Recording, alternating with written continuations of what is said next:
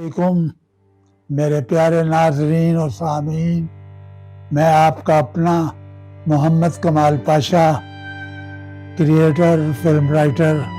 तो प्यारे नाजरीन, आज मैं काफ़ी दिनों के बाद अपना वीलॉग कर रहा हूँ, वो भी इसलिए कि बालाज टीपू को इस दुनिया से गए शायद 2 हफ्तों से ज़्यादा हो गया हो, लेकिन मैं उस पर कोई दोबारा उस मौजू को छेड़ना नहीं चाहता था, क्योंकि मैंने पहले वीलॉग में भी बालाज टीपू की सिर्फ मौत का जिक्र किया था। उसकी दुश्मनियों, उसकी दोस्तियों का कोई जिक्र नहीं था। लेकिन फेसबुक के खिलाड़ियों और साइंसदानों ने बालाज के दुश्मनों, कातलों और जो ऐसे लोगों की भी लिस्ट इल्म के दरिया बहा दी है कि बालाज टीपू का कातिल पकड़ा गया, बालाज टीपू का दोस्त उसका कातिल निकला।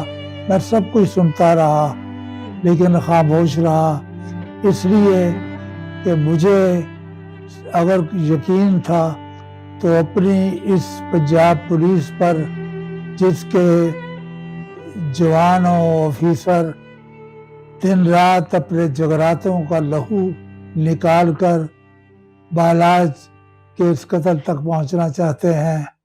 तो नाज़रीन, ना मैंने पहले ये जिक्र किया था कि बालाज का कातिल कौन है, ना मैं आज ये जिक्र करूँगा।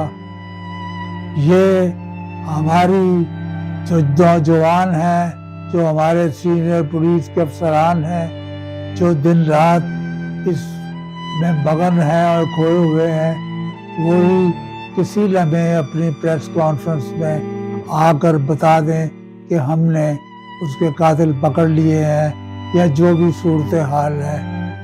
मैं अगर दाद दूंगा तो सिर्फ उनको ही दाद दूंगा जो दिन रात मेहनत कर रहे हैं। मेरा सवाल वही है नाजरीन जो सवाल पहले था।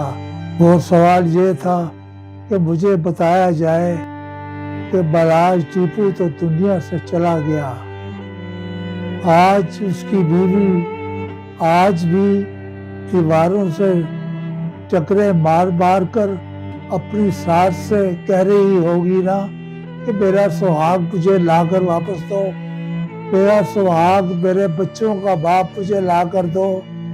और वो सास जो बालाज की माँ है, एक ऐसी माँ जो खुद बेवा है, दुश्मनी की डैन 12-13 वर्ष पहले उसका शौहर भी खा गई थी। वो अपनी सुहागन बेटी को क्या जवाब दे, जिसका अपना शौहर भी मनो मट्टी के नीचे कब्रों में जाकर सो गया और उसका बेटा भी। नाज़रीन, मैंने उस वीलॉग में एक जुमला लिखा था और वही मेरा वीलॉग था कि आज रात भी बालाज घर वापस नहीं आया। शायद बाप से मिलने कब्रिस्तान न चला गया हो।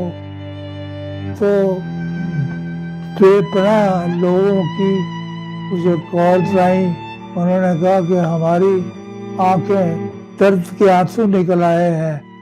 तो बात ही सच्ची है। वो बच्चे जिनका बाप इस दुनिया से चला गया है, किसे बाप कहकर पुकारेंगे।